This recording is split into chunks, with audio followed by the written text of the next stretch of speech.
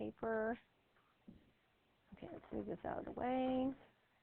Okay, I gotta try to not get too worried. So can I peek over your shoulder? Okay, these are the ones from yesterday.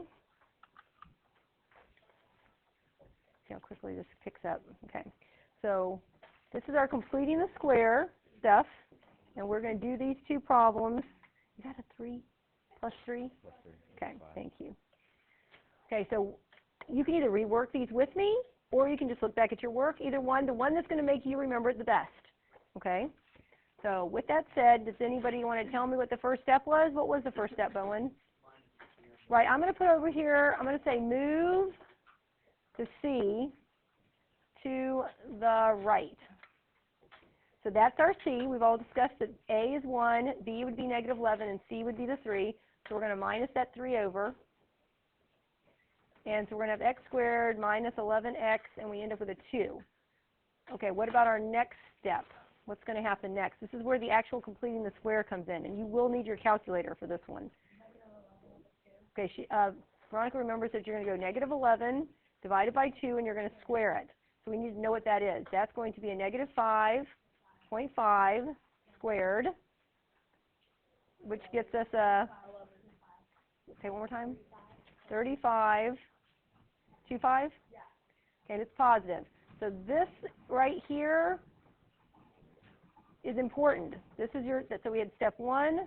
Okay, step 2 was to, let's say, divide the b, right? Because wasn't that the b that we used, the negative 11, the b by 2, and square it. I'm not sure. Everybody put 5.5 in. Okay, that's okay. Let's fix it. That's okay. Oop, I grabbed the highlighter. Okay, and it is a positive, yes. So is that good? Is that better? Thank you for correcting that. So 30.25. And now we have to know what to do with that 30.25. McKenna, do you remember?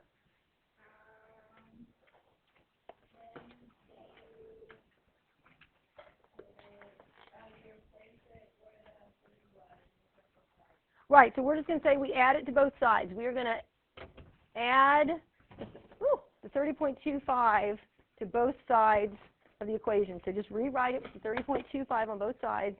So x squared minus 11x plus 30.25 on, that's on the left. Over here, 2 plus 30.25.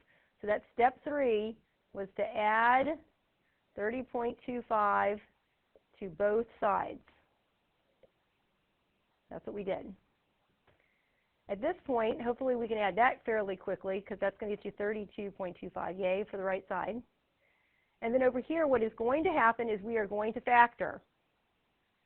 So step 4 is to factor the right side. I'm sorry, left side. I said the wrong side.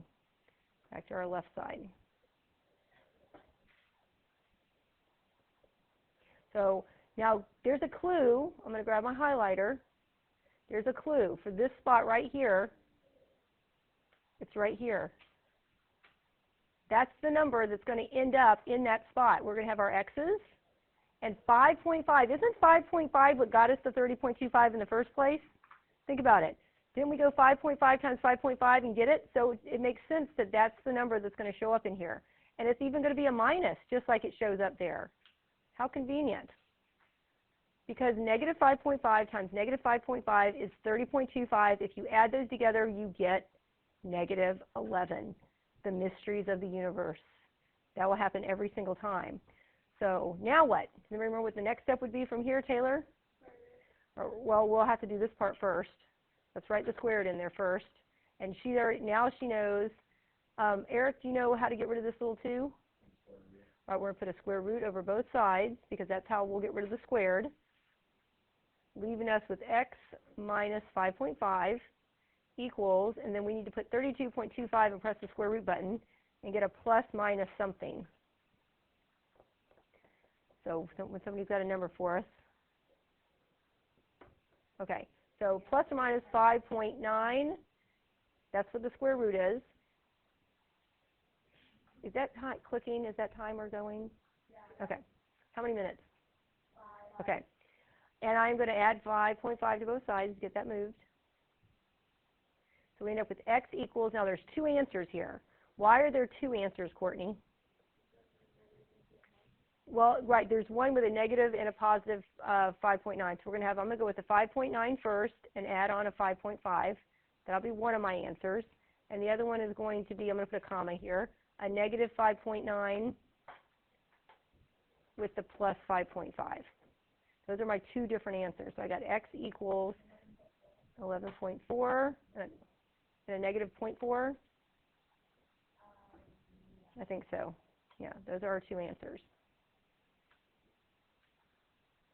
Let's see, we stopped at the factoring step, and then so step 5, after we factored, we wrote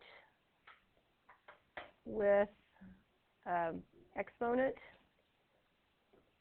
And then step 6, we square rooted. And then that's where I'm going to leave it at that. Because from there it kind of speaks for itself. So I'm going to